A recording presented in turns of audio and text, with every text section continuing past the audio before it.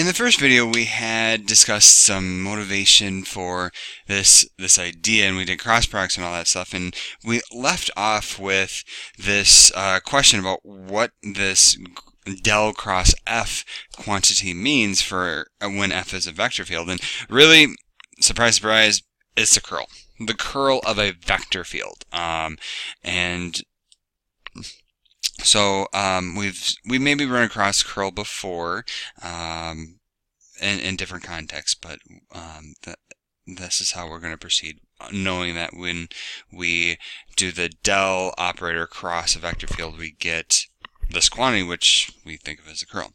All right. So definition of there is there. I just think of it as a cross product. Note here that at least in our case, f was I guess three-dimensional inputs. Each of those had was dependent on three variables. So, but then when we did the output, right, this was all in three dimensions. So generally that might be the case, but is it okay to have maybe an input in R2 when we're doing the cross product? And similarly, is R4 okay? So I want you to just kind of pause the video and say, okay, is it okay to have an input in R2? Is it okay to have an input in R4?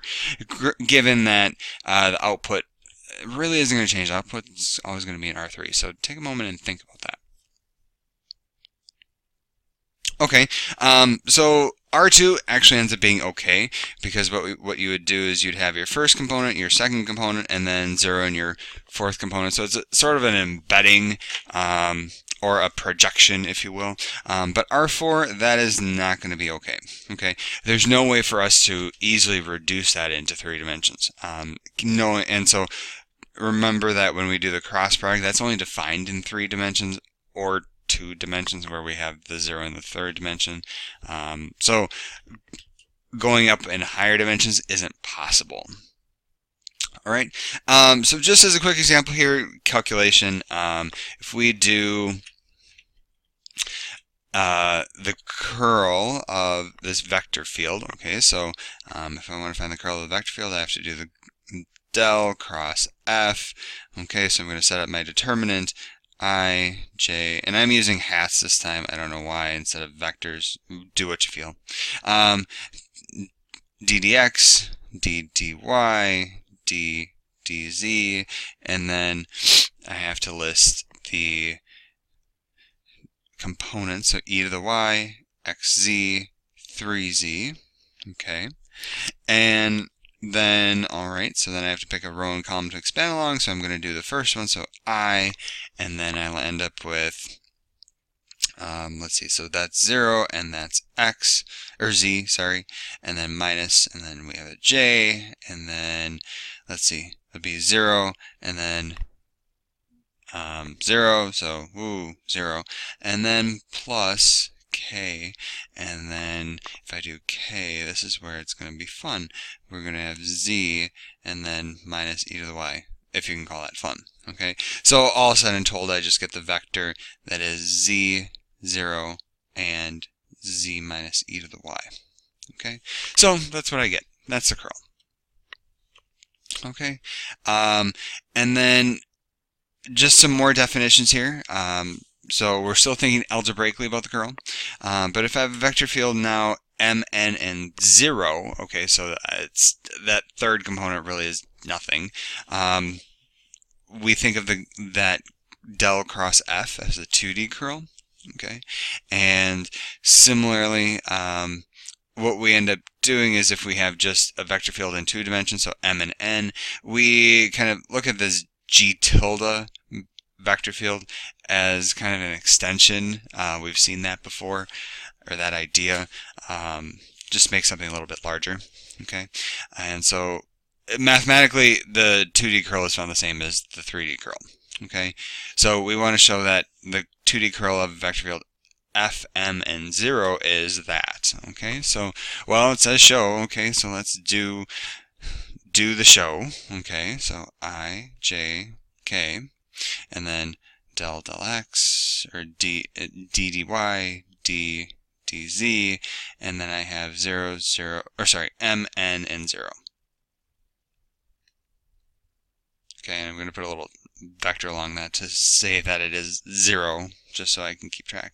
Alright, so first component I, nothing. Or sorry, yeah, and actually this would be, let's see, so I cross that out, and I end up getting, yep, 0, because nothing's dependent on z, so this is 0. Okay, and then minus j, and then let's see, so then, yep, that's 0, because m is not m here and n are both functions of x and y. Okay, so when I do the partial of z with respect to m, I just get 0. Alright, and then plus k, and then, alright, so now, okay, that's going to be n sub x minus m sub y, again, my shorthand for partials. Okay, so indeed I get that same thing. Okay, and I'm happy. Alright, and then just a quick note on language.